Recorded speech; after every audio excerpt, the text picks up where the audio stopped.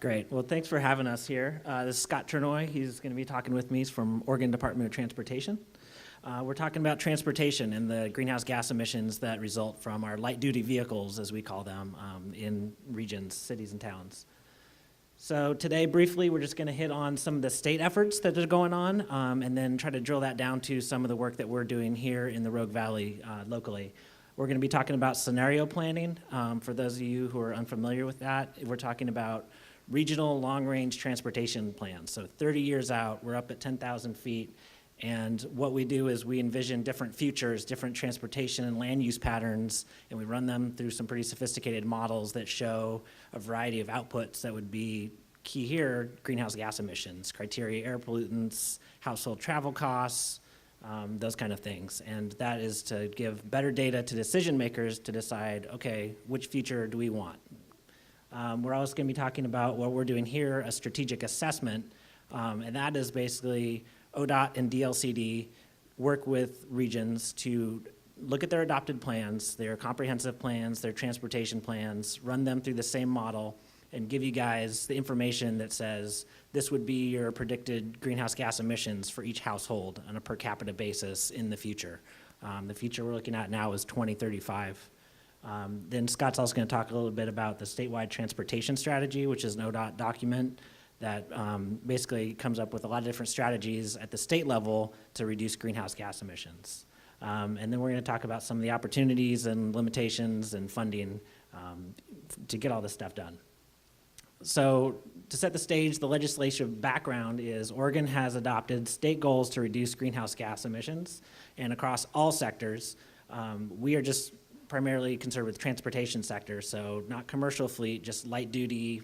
All of us drive a car to and from work, hopefully not all the time, but that's what we're looking at here. So the Oregon state goal for all sectors is to stop emissions growth by 2010, reduce emissions by 10% by 2020, and then again by 75% by 2050.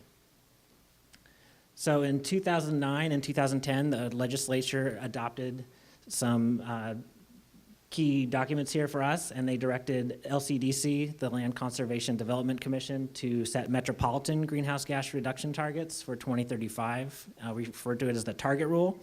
We're in the process now of updating those targets to 2040.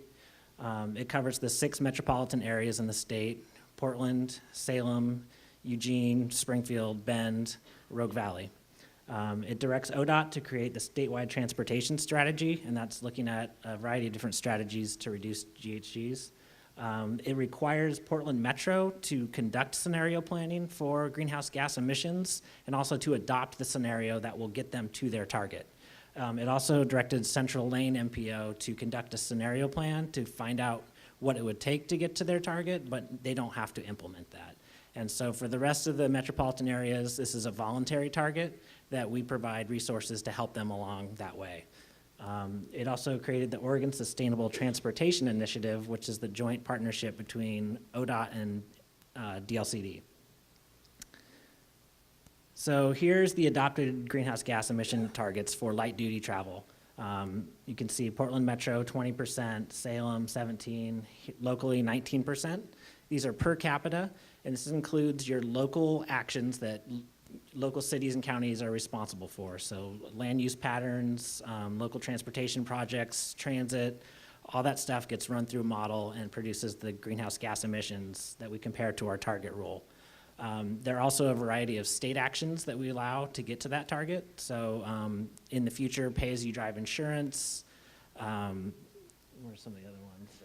Congestion mitigation, some different road user fees that will allow people to get to their target number. So here are the programs that we've been working on, and in general, we're going to talk about strategic assessment because we're working with Rogue Council of Governments right now to produce a strategic assessment in their adopted plans, and that should be out in November or December, so that would be of interest to all of you. I'll pass it over to Scott. Thanks, Cody. So just a little bit more detail on the slide that you see currently. Start with the Oregon Statewide Transportation Strategy. This really provides the vision and, as Cody said, a set of strategies to address greenhouse gas emissions reduction.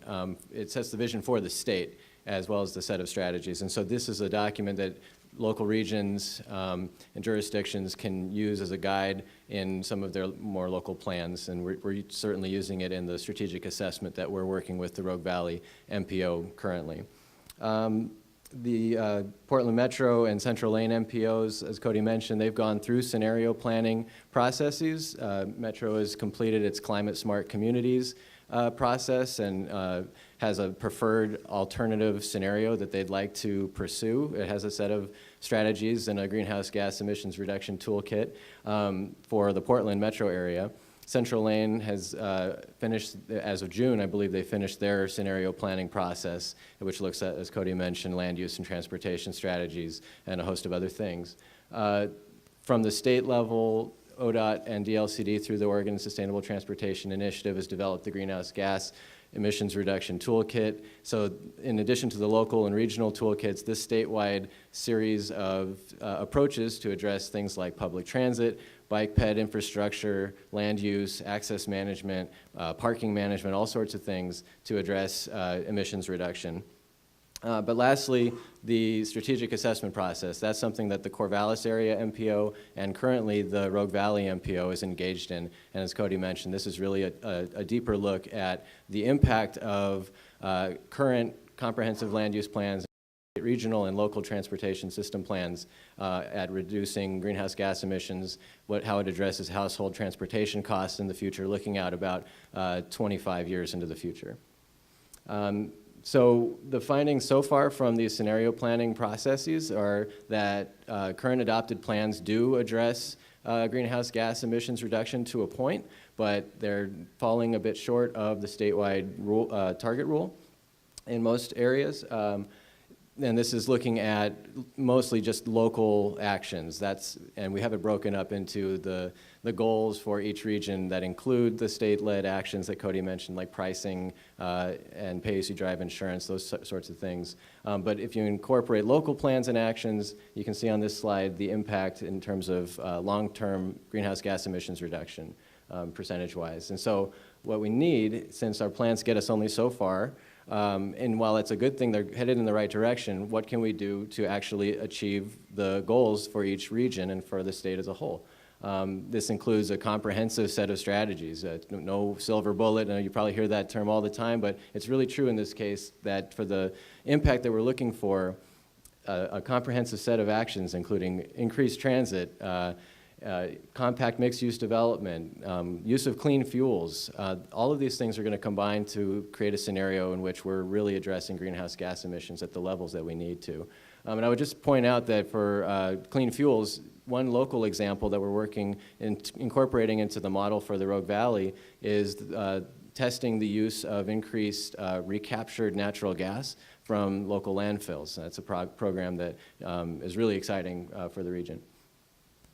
And then, as Cody mentioned, once we have decided upon a set of strategies that really we've run through the model and really impact greenhouse gas emissions reduction, household transportation costs, and VMT, vehicle miles traveled reduction per capita, if we determine which strategies seem to work in the future, how do we go about funding those? So we're drafting a report for the RVMPO, and in these other regions, we're hopeful that these documents and these strategies, the strategic approaches, will help jurisdictions strategically invest in these types of programs to implement the action and the results that we're looking for. So, and I've mentioned it already, but I just wanted to point out, I know this conference is really focused on climate action and greenhouse gas emissions. Some concurrent benefits to this type of scenario planning, and I've mentioned household transportation costs. We're also looking at the benefit to energy costs through the models that we're using. It's called the Regional Strategic Planning Model for the strategic assessment. In addition, reduced fuel consumption is a benefit. Air quality, especially in the Rogue Valley, I know that's a concern, and so what kind of impact do these sorts of strategies have in improving air quality, as well as public health through increased walking and biking or use of transit? What's the impact there, and how can we encourage local jurisdictions to implement programs and strategies to encourage this result? And then lastly, reduce congestion, which has an economic development and air quality component. So just there's a host of benefits, and it's a really valuable experience. I think it's something that is somewhat new to both our agencies in the past couple years, but we're getting better at it. Rogue Valley is our current project, but we hope that additional regions will join us in conducting these efforts. So if you have questions, Cody and I actually have another meeting up in Central Point this afternoon, but our email address is listed here, and please do feel free to get in touch with either of our agencies to find out more about scenario planning. Thank you very much.